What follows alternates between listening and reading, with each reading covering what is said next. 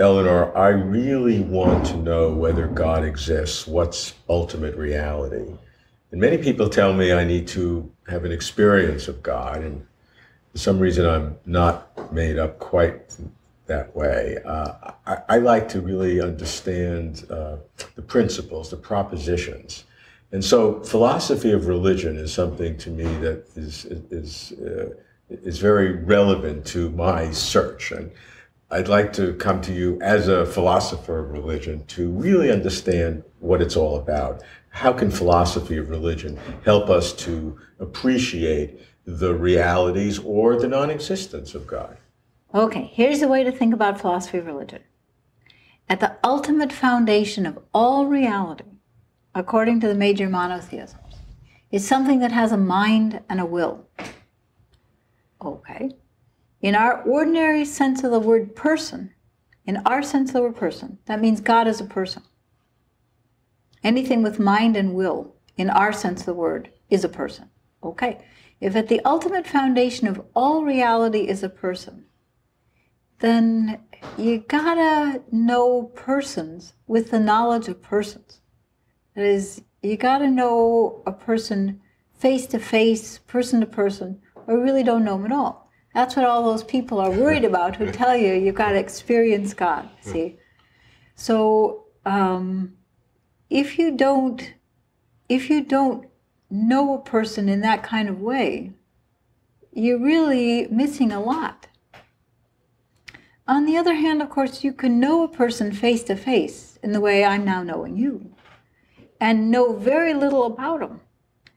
And if you know very little about them, your connection to them is very seriously impoverished.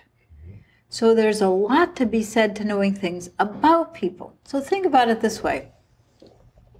One time, my son called me up and he said to me, "Mom," he said, "I've met someone and you need to like her." So I'm on high alert and I say, "Tell me about her." That's the philosophy of religion part, see?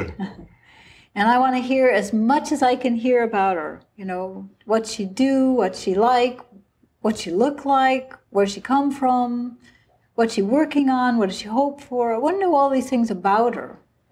When all is said and done, however, until I actually meet her, I haven't really got what I want by way of knowing her. So what I want to say is these streams are complementary to each other. Philosophy of religion is the tell me about her part. And that gives you stuff which is wonderful, deep, enriching. But at the end, what the psalmist says is, taste and see that God is good. And you got to have that part too. Good. Well, let's understand the analytic part about the philosophy of religion. What are the components?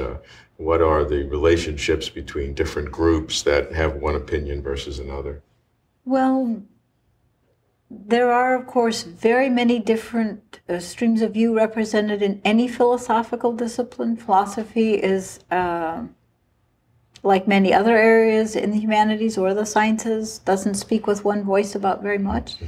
So there are all different kinds of approaches in philosophy of religion, but basically we're engaged in the same general enterprise. We want to know how to think as the kind of thinking beings we are, in the community of discourse to which we belong, how we understand the reality in which we live, to which we are responsive, and for which our lives are made. So here's another way to think about the whole issue. The Franciscans and the Dominicans in the 13th century often didn't like each other. And a story is told by the Franciscans about the Dominicans to the Franciscan advantage. But it shows the point at issue here. So a very learned Dominican came to see Francis, and he had a passage in the Bible that was worrying him. Here's the passage. God says to the prophet Ezekiel, he says, you know, if you don't warn sinners about their sin, I'm going to hold you personally responsible. And I'm going to give you the punishment their evils deserve. So the Dominican, the very learned Dominican said, Father Francis, a lot of people who do morally bad things come across my path, but I don't really rebuke them. Is God going to hold me responsible for all that stuff? So you can see the Dominican's problem. People wander in and out of his life, and he figures, here's what he's supposed to do. He's supposed to say, hey, wait a minute. You know, that thing you're doing there, that's a morally wrong act. And it's a morally wrong act because it violates principle P, which is important moral principle, and I can show you why it is. I reason it out, and here's the arguments and premises and stuff. And you can see why that would make life kind of difficult for him, and why he wouldn't want to do it. So Francis said to the learned Dominican, in this story as the Franciscans tell it, Francis said, well, he said, I think it's like this. If you are a servant of God's, your life ought to be on fire with love. Love for God, love for the good. And that fire of love will set a standard by which anybody can measure his own shortcomings and moral wrongdoings. And people will see your life and tell stories about it. The tongue of your conduct, the story of your life, will go everywhere, and it will carry that message. So now what you can see is two radically different ways of thinking about ethics, metaphysics, biblical studies, philosophy, all these things. One way is to say, okay, we need principles, premises, arguments, inferences, conclusions. That's how we're going to get our ethics done, our metaphysics and so on. But in the story, Francis's idea is this. No, you need iconic, exemplar people, persons, who show you something that you couldn't get out of the premises, and stories about those people. The people and the stories will carry the message. That's a very different way of thinking about ethics or metaphysics. And both of these streams are useful for us. Both of these streams are useful. Philosophy is typically a Dominican enterprise, but it can learn from the Franciscan approach too.